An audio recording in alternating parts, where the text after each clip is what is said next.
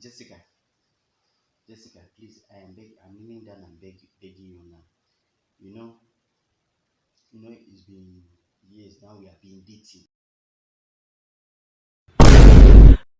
I don't want to do what you don't want. Not my mom will not like. So my mom told me that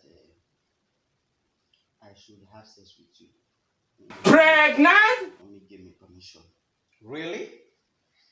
So I want to know: is it until your mom give you instruction that's when you do what you want to do in this relationship? Yes. What? Since for how many years we have been dating, you have not touched me. I never complained.